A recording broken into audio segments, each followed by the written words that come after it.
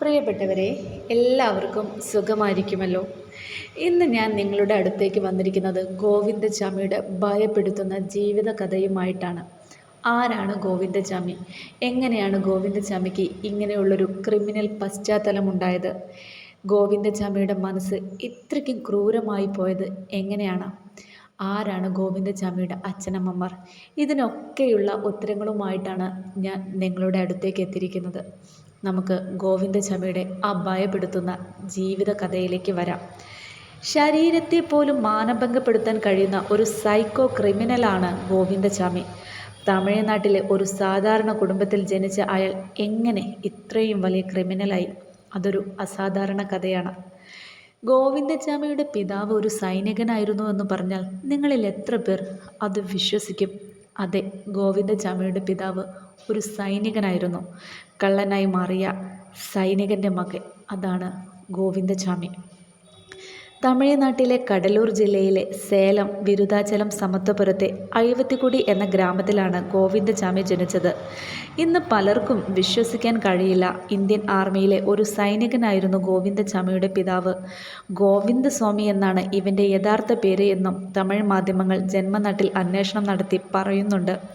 ഗോവിന്ദചാമിക്ക് ഒരു സഹോദരനുമുണ്ട്. പിതാവ് സൈനികനായിരുന്നുവെങ്കിലും അങ്ങേയറ്റം ടോക്സിക്കായ ഒരു ബാല്യമായിരുന്നു അവരുടേത്. സൈന്യത്തിൽ നിന്ന് വിരമിച്ച ശേഷം അച്ഛൻ കടുത്ത മദ്യപാനിയായി കുടുംബത്തിൻ്റെ പൂർവിക സ്വത്ത് വിറ്റുതുലച്ചു. അതോടെ അദ്ദേഹം ഗുണ്ടാപ്പണിയിലേക്കും ചില്ലറ മോഷണങ്ങളിലേക്കും തിരിഞ്ഞു. സൈനികൻ അങ്ങനെ നാട്ടിലെ അറിയപ്പെടുന്ന കള്ളനായി. എല്ലാം വിറ്റു തുലഞ്ഞതോടെ അവർ സമത്വപുരത്തെ ഒരു ചെറിയ കുടിലിലേക്ക് മാറി. പിതാവിൻ്റെ പീഡനം സഹിക്കവയ്യാതെ അമ്മ മാനസിക രോഗിയായി. അവർ തെരുവുകളിൽ അലഞ്ഞ് നടക്കുകയായിരുന്നുവെന്നാണ് തമിഴ് മാധ്യമങ്ങൾ പറയുന്നത്. ഒടുവിൽ ഒരു വാഹനാപകടത്തിൽ മരിച്ചു. അതുപോലെ തന്നെ അച്ഛനും ഒരു റോഡപകടത്തിൽ മരിച്ചു. ഇതോടെ കുടുംബം അനാഥമായി. പിതാവിനെ കണ്ട് നേരത്തെ തന്നെ കുട്ടികളും അല്ലറ ചില്ലറ മോഷണം പഠിച്ചിരുന്നു. മാതാപിതാക്കളുടെ മരണശേഷം അവർ ഇത് തൊഴിലാക്കി. റെയിൽവേ സ്റ്റേഷൻ കേന്ദ്രീകരിച്ചുള്ള മോഷണത്തിലൂടെയായിരുന്നു അവരുടെ തുടക്കം. മാതാപിതാക്കൾ രണ്ടുപേരും മരിച്ചതോടെ സ്കൂളിൽ പോലും പോവാതെ ഗോവിന്ദചാമിയും ചേട്ടനും ക്രിമിനൽ പ്രവർത്തനങ്ങളിലേക്ക് തിരിഞ്ഞു. തിരക്കേറിയ ട്രെയിനിൽ പോക്കറ്റടി നടത്തുക, മാല പൊട്ടിച്ചോടുക, മദ്യം കടത്തുക തുടങ്ങിയവയായിരുന്നു ആദ്യ കലാപരിപാടികൾ. ക്രമേണ ആ ഗ്യാങ് വലിയ കൊള്ളകളിലേക്കും കഞ്ചാവ് കടത്തിലേക്കുമൊക്കെ തിരിഞ്ഞു. ഗോവിന്ദചാമിയുടെ ജീവിതം പഠിച്ചവർ പറയുന്നത് കുട്ടിക്കാലത്തെ അനുഭവങ്ങൾ ഗോവിന്ദചാമിയുടെ പിൽക്കാലത്തെ വ്യക്തിത്വത്തെയും മനോഭാവങ്ങളെയും കുറ്റകൃത്യ സ്വഭാവത്തെയും ആഴത്തിൽ സ്വാധീനിച്ചുവെന്നാണ്. കൗമാരക്കാലത്തു തന്നെ അയാൾ നിർദ്ദയനായ ഒരു ക്രിമിനലായി മാറിയിരുന്നു. 20 വയസ്സായപ്പോൾ തന്നെ ഗോവിന്ദചാമിയുടെ നേതൃത്വത്തിൽ ഒരു കവർച്ചാ സംഘം തന്നെ രൂപപ്പെട്ടുവെന്ന് ഈ സേലം, ഈറോഡ്, കഡലൂർ, തിരുവള്ളൂർ, താമ്പരം എന്നിവിടങ്ങളിലൊക്കെ അവർ തീവണ്ടി കവർച്ചകൾ നടത്തി. മിക്കയിടത്തും യാചകൻ്റെ വേഷത്തിലാണ് മോഷണം. ഗോവിന്ദചാമിയുടെ ഇടത് കൈപ്പത്തി ജന്മന ഇല്ലാത്തതാണോ, കുട്ടിക്കാലത്തോ പിന്നീടോ നഷ്ടപ്പെട്ടതാണോ എന്ന് ഇന്നും വ്യക്തമല്ല.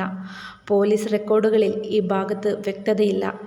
ചിലർ ചോദ്യം ചെയ്യലിൽ കുട്ടിക്കാലത്ത് പടക്കം പൊട്ടിച്ചപ്പോൾ പോയതാണെന്നും ചിലതിൽ മുംബൈയിൽ വെച്ച് യൗവനത്തിൽ നഷ്ടപ്പെട്ടതാണെന്നൊക്കെ ഗോവിന്ദചാമി മാറ്റി മാറ്റി മൊഴി നൽകിയിട്ടുണ്ട്. ഇതേക്കുറിച്ചും പല കഥകളും പ്രചരിച്ചു.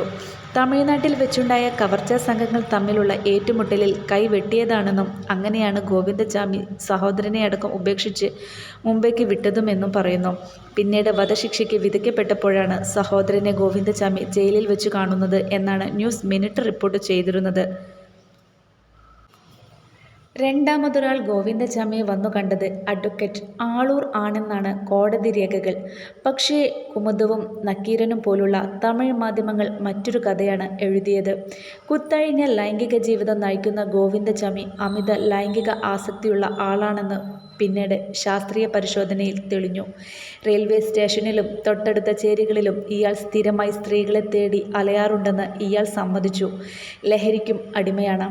അമിത മദ്യപാനവുമുണ്ട്. ഇങ്ങനെയിരിക്കെ സംഘത്തിലെ ഒരാളുടെ ഭാര്യയെ ഗോവിന്ദചാമി ബലാത്സംഗം ചെയ്തുവെന്നും അയാൾ കൈ വെട്ടിയതാണെന്നും പറയുന്നു.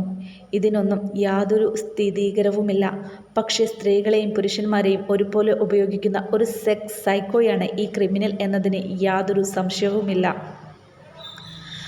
അക്രമവും പിടിച്ചുപറിയുമായി ബന്ധപ്പെട്ട് സേലം പോലീസ് സ്റ്റേഷനിൽ ഇയാൾക്കെതിരെ നിരവധി കേസുകളുണ്ട്. തമിഴ്നാട്ടിൽ വിവിധ കാലയളവുകളിലായി ജയിൽ ശിക്ഷയും അനുഭവിച്ചിട്ടുണ്ട്. ഇതോടൊപ്പം കൈപ്പോയതും കൂടിയായതോടെയാണ് ചാമി തമിഴ്നാട് വിടുന്നത്. അങ്ങനെയാണ് കുറെ കൂടി സംഘടിത കുറ്റകൃത്യങ്ങളുടെ കേന്ദ്രമായ മുംബൈയിൽ അയാൾ എത്തിച്ചേരുന്നത്. സൗമ്യ കൊലക്കേസിൻ്റെ കുറ്റപത്രത്തിലും ഗോവിന്ദചാമിയുടെ മുംബൈ ബന്ധം ചൂണ്ടിക്കാട്ടുന്നുണ്ട്. പനവേൽ ഗ്യാങ്ങിലെത്തുന്നു.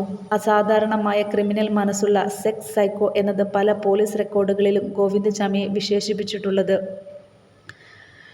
അയാളെ സംബന്ധിച്ച് മുംബൈ ഒരു ചാകരയായിരുന്നു. ലഹരിയും സെക്സുമായിരുന്നു അയാളുടെ മുഖ്യ പ്രശ്നം. മുംബൈയിൽ ഇതിനൊന്നും യാതൊരു ബുദ്ധിമുട്ടുമില്ല.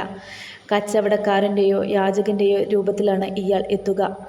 അവിടെ നിന്ന് ബാഗോ മാലയോ കൊള്ളയടിക്കുക, രക്ഷപ്പെടുക, ആ കളവ് വിട്ടുകൊടുക്കാൻ പനവേൽ ഗ്യാങ് എന്ന് അറിയപ്പെടുന്ന കുപ്രസിദ്ധമായ സമ്പാദിക്കുന്നവരാണ് ഇവരെന്നാണ് റിപ്പോർട്ട്. കിട്ടുന്ന പണത്തിന്റെ മടിയിലും മാല ലഹരിയടിക്കുക, ബാഗ് മോഷ്ടിക്കുക, ഇവർ തമിഴ്നാട്ടിലെ ഗ്രാമ മോഡലിൽ കുറിച്ച് പഠിപ്പിച്ചെടുക്കാറില്ല. കുടുംബവും കുട്ടികളും എല്ലാം മുംബൈയിലെ പനവേൽ ലക്കാൻ ക്രോണിക്കിളിൽ വന്ന വാർത്തയിൽ പറയുന്നത് പിടിക്കപ്പെട്ട റെയിൽവേ ഭിക്ഷാടന മോഷണ സംഘമാണ്. അത് 2005 കാലത്തൊക്കെ പനവേൽ ഗ്യാങ് എന്ന് അറിയപ്പെട്ടിരുന്നത്. ഞെട്ടിപ്പിക്കുന്ന കഥകളാണ് ഇവരെ കുറിച്ച് മാധ്യമങ്ങൾ പുറത്തുവിട്ടിരുന്നത്. ഒരു ഒറ്റ ബ്ലേഡ് മാത്രം കയ്യിൽ കൊടുത്ത് കുട്ടികളെ അടക്കം അങ്ങനെയായിരിക്കും അയാൾ ജയിൽ ചാടാനുള്ള തുണിയൊക്കെ ഒളിപ്പിച്ചു വെച്ചത്. മാത്രമല്ല, പനവേൽ മാഫിയക്കും മറ്റൊരു രീതി കൂടിയുണ്ട്. പോലീസ് പിടിച്ചാൽ എല്ലാ നിയമസഹായവും അവർ ഉറപ്പാക്കും. ശരിക്കും ഒരു റോബറി സിൻഡിക്കേറ്റ്. ഈ പനവേൽ മാഫിയ തന്നെയാണ് ലക്ഷങ്ങൾ മുടക്കി ഗോവിന്ദചാമിയെ കൊലക്കാരിൽ നിന്ന് രക്ഷിച്ചതും. ഗോവിന്ദചാമിയുടെ അഭിഭാഷകനായ അഡ്വക്കേറ്റ് ആളൂർ മരിക്കുന്നതിന് മുമ്പ് തനിക്ക് ഈ കേസിൽ പണം വന്നത് പനവേലിൽ നിന്നാണെന്നാണ് വെളിപ്പെടുത്തിയിരുന്നത്. സൗമ്യയോട് കാണിച്ച കൊടും ക്രൂരത. മുംബൈയിൽ നിന്നാണ് ഗോവിന്ദചാമി യാചകന്റെ രൂപത്തിൽ 2011 കേരളത്തിൽ എത്തുന്നത്. അതും ഇത്തരം ഗ്യാങ്ങുകളുടെ രീതിയാണ്. സ്ഥിരമായി ഒരു മേഖലയിൽ തുടർച്ചയായി കവർച്ച നടന്നാൽ പോലീസ് വിജിലൻ്റ് ആവുമെന്ന് അവർക്ക് ഉറപ്പുണ്ട്. അതിനാൽ ആവാസ വ്യവസ്ഥ ഇടയ്ക്കിടെ മാറ്റും. പണ്ട് സേലത്ത് ജയിൽമേറ്റായിരുന്ന ഒരു ക്രിമിനലിനെ ഗോവിന്ദചാമി ഇടയ്ക്ക് കണ്ടിരുന്നു. അയാളാണ് മുംബൈയിൽ നിന്ന് കേരളത്തിലേക്ക് കൊണ്ടുവന്നത്. തുടർന്ന് പാലക്കാട് മുതൽ എറണാകുളം വരെ 20ഓളം മോഷണങ്ങൾ ഇവർ നടത്തി. സംഭവ ദിവസം ഷൊർണൂർ പാസഞ്ചറിലും ഈ സുഹൃത്ത് ഉണ്ടായിരുന്നു. അമ്മയെ അന്വേഷിക്കാനാണെന്ന വ്യാജേനയാണ് ഗോവിന്ദചാമി കമ്പാർട്ട്മെൻറ്റിൽ നിരീക്ഷണം നടത്തുക. തുടർന്ന് ഒത്തുകിട്ടിയാൽ കവർച്ച നടത്തി ഞൊടിയിടയിൽ രക്ഷപ്പെടും. 2011 ഫെബ്രുവരി 1 സൗമ്യയുടെ കൊലയറിഞ്ഞ് കേരളം നടുങ്ങി. 23-കാരിയായ സൗമ്യയെ വള്ളത്തോൾ നഗർ റെയിൽവേ സ്റ്റേഷന് സമീപത്ത് വെച്ചാണ് ഗോവിന്ദചാമി ട്രെയിനിൽ നിന്ന് തള്ളിയിടുന്നത്. അന്ന് ഷൊർണൂർ പാസഞ്ചറിൻ്റെ ലേഡീസ് കമ്പാർട്ട്മെൻറ്റ് വിജനമായിരുന്നു. പിന്നാലെ ചാടിയിറങ്ങിയ ഗോവിന്ദചാമി പാളത്തിൽ പരിക്കേറ്റ് മൃതപ്രായയായ യുവതിയെ എടുത്തുകൊണ്ടുപോയി ബലാത്സംഗം ചെയ്യുകയായിരുന്നു. അർദ്ധപ്രാണിയായ ദേഹമാസകലം ചോരയൊലിക്കുന്ന ഒരു പെൺകുട്ടിയെ പീഡിപ്പിക്കാൻ ഒരു സെക്സ് മാനിയാക്കിന് അല്ലാതെ കഴിയുമോ? ബോധം പൂർണ്ണമായും നശിച്ചിട്ടില്ലാത്ത സൗമ്യ പ്രതിരോധിച്ചപ്പോൾ കല്ലെടുത്ത് മുഖത്തും തലയിലും ഇടിച്ചാണ് ഈ മനുഷ്യമൃഗം ഉപദ്രവിച്ചത്. യുവതിയുടെ പക്കൽ നിന്ന് വെറും 70 രൂപയും ഒരു സാധാരണ മൊബൈൽ ഫോണുമാണ് ഈ നരാധമന് ലഭിച്ചത്. സൗമ്യയുടെ പ്രതികൾക്കായി പോലീസ് നാട് മുഴുവൻ ഓടുമ്പോൾ ഒലവക്കോട്ടെ RPFൻ്റെ ലോക്കപ്പിൽ സുഖമായി ഉറങ്ങുകയായിരുന്നു ഗോവിന്ദചാമി. ചെന്നൈ മെയിലിൽ ടിക്കറ്റില്ലാതെ വന്ന ഇയാളെ പിച്ചക്കാരനാണെന്നാണ് RPF കരുതിയത്. ഒരു കൈപ്പത്തിയില്ലാത്തതും വലിയ രീതിയിൽ ഗോവിന്ദചാമിക്ക് ഗുണം ചെയ്തു.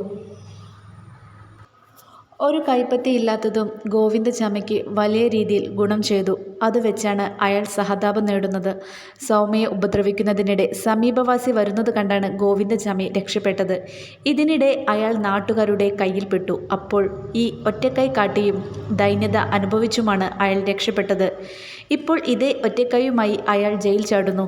അവിടെ നിന്ന് ബസ്സിൽ തൃശ്ശൂർക്കും പിന്നെ പാലക്കാട്ടേക്കും പോയ ചാമി കാര്യമറിയാതെ RPFൻ്റെ വലയിൽ പെടുകയായിരുന്നു.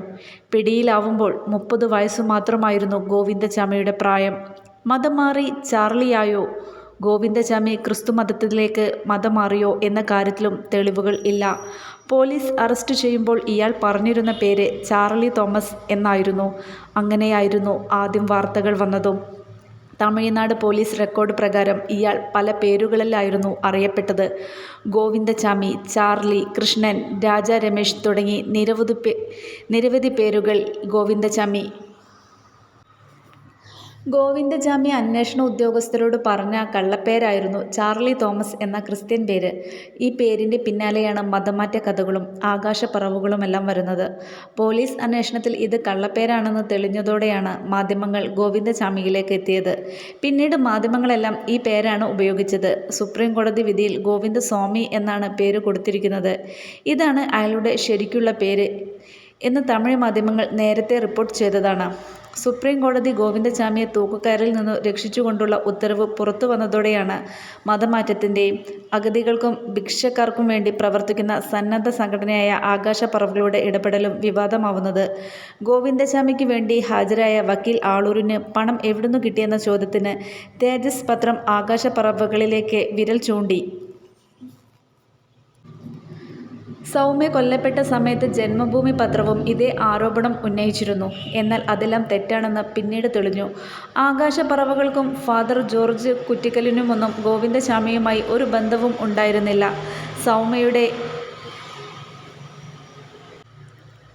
സൗമ്യയുടെ മാതാവിനെ സ്വാധീനിക്കാൻ വേണ്ടി ഇവർ വന്നു കണ്ടുവെന്നും വാർത്തകൾ വന്നു. എന്നാൽ ഇത് പൂർണ്ണമായും തെറ്റാണെന്ന് സൗമ്യയുടെ മാതാവ് സുമതി തന്നെ വ്യക്തമാക്കിയിട്ടുണ്ട്. ഷൊർണൂരിലെ സൗമ്യയുടെ വീട്ടിലെത്തി ആകാശപ്പറവയുടെ പ്രവർത്തകർ നൽകിയ പുസ്തകത്തിൻ്റെ എഡിറ്റോറിയലിൽ പറഞ്ഞ വാക്ക് അടർത്തിയെടുത്താണ് കഥകൾക്ക് നിറം പകർന്നത്. ഗോവിന്ദചാമിയെ നാം കഠിനമായി വെറുത്തതുകൊണ്ടോ അവനെതിരെ കൊലവിളി ഉയർത്തിയതുകൊണ്ടോ വലിയ പ്രയോജനമില്ല. നാം എല്ലാവരിലും അറിഞ്ഞോ അറിയാതെയോ ഒരു ഗോവിന്ദചാമി ഒളിഞ്ഞും മറിഞ്ഞും കിടക്കുന്നില്ലേ എന്ന ചോദ്യം വായനക്കാരോടും സമൂഹത്തോടുമായി ആ എഡിറ്റോറിയലിൽ ഉന്നയിച്ചിരുന്നു. ഇത് ഗോവിന്ദചാമിക്ക് വേണ്ടി സൗമ്യയെ സ്വാധീനിക്കാനാണെന്നും അക്കാലത്ത് ജന്മഭൂമി എഴുതി.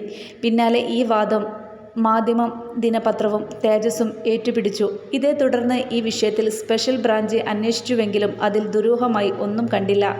ജയിലിൽ വെച്ച് പോലും ക്രിസ്തുമതത്തിൻ്റേതായ എന്തെങ്കിലും ആരാധനാരീതികൾ ഗോവിന്ദചാമി പിന്തുടർന്നിട്ടില്ല. തീർത്തും സെക്സ് സൈക്കോ. അപ്പോൾ പിന്നെ ആരാണ് ഗോവിന്ദചാമിക്ക് വേണ്ടി ഇത്രയും പണം മുടക്കി കേസ് നടത്തുന്നത് എന്ന ചോദ്യത്തിന് പനവേലിൽ നിന്നുള്ളവർ എന്നാണ് അഡ്വക്കേറ്റ് ആളൂർ നൽകിയത്. ഭിക്ഷക്കാരനായ ഗോവിന്ദചാമി കേസ് നടത്താൻ വേണ്ടി ചെലവാക്കിയത് 15 ലക്ഷം രൂപയിൽ അധികമാണ്. 3 ഘട്ടങ്ങളിലായി 5 ലക്ഷം രൂപ താൻ കൈപ്പറ്റിയെന്ന് ആളൂർ സമ്മതിച്ചിട്ടുണ്ട്. അപ്പോൾ എത്ര സംഘടിതവും സുശക്തവുമാണ് ഇന്ത്യയിലെ റോബറി മാഫിയ എന്നോർക്കണം. ട്രെയിനിൽ മോഷണവും ലഹരിമരുന്ന് കടത്തും നടത്തുന്ന സംഘത്തിലെ അംഗമാണ് ഗോവിന്ദചാമി എന്നാണ് തൻ്റെ സംശയമെന്നും ന്യൂസ് മിനിറ്റ് നൽകിയ അഭിമുഖത്തിൽ ആളൂർ തുറന്നടിക്കുന്നുണ്ട്. നേരത്തെയും പൻവേൽ ഗ്രൂപ്പിൻ്റെ കേസിൽ താൻ ഹാജരായിരുന്നുവെന്നും ആളൂർ പറഞ്ഞിരുന്നു. എന്നാൽ ആളൂർ കാശ് വാങ്ങിയതിന് കാര്യമുണ്ടായി. കേസ് സുപ്രീം കോടതിയിൽ എത്തിയപ്പോൾ ആരും പ്രതീക്ഷിക്കാത്ത വഴിത്തിരിവാണ് ഉണ്ടായത്. ബലാത്സംഗം, കൊലപാതകം എന്നീ കുറ്റങ്ങൾ തൃശൂർ ഫാസ്റ്റ് ട്രാക്ക് കോടതി ഗോവിന്ദചാമിക്ക് ആദ്യം വധശിക്ഷ വിധിച്ചിരുന്നു. ഇതിനെതിരെ ഗോവിന്ദചാമി കേരള ഹൈക്കോടതിയിലും സുപ്രീം കോടതിയിലും അപ്പീൽ നൽകി. ഹൈക്കോടതി ശിക്ഷ ശരിവച്ചപ്പോൾ കൊലപാതക കുറ്റത്തിനുള്ള വധശിക്ഷ 7 വർഷത്തെ തടവായി സുപ്രീം കോടതി കുറച്ചു. ബലാത്സംഗ കേസിൽ ജീവപര്യന്തം തടവ് സുപ്രീം കോടതി ശരിവച്ചു. കോടതിയിൽ കൊലപാതക കുറ്റം തെളിയിക്കാൻ പ്രോസിക്യൂഷന് കഴിഞ്ഞില്ല എന്നതായിരുന്നു വധശിക്ഷ ഒഴിവാക്കാനുള്ള കാരണം. ഈ വിധിക്കെതിരെയും പ്രതിഷേധം ശക്തമായി. ഇത്രയും ഭീകരനായ ഒരു ക്രിമിനൽ സമൂഹ സുരക്ഷയ്ക്ക് ഭീഷണിയാണെന്നാണ് പലരും ചൂണ്ടിക്കാണിച്ചത്. ഇപ്പോൾ അത് ശരിയാവുകയാണ്. ജയിലും വൻ പ്രശ്നമാണ് ഗോവിന്ദചാമി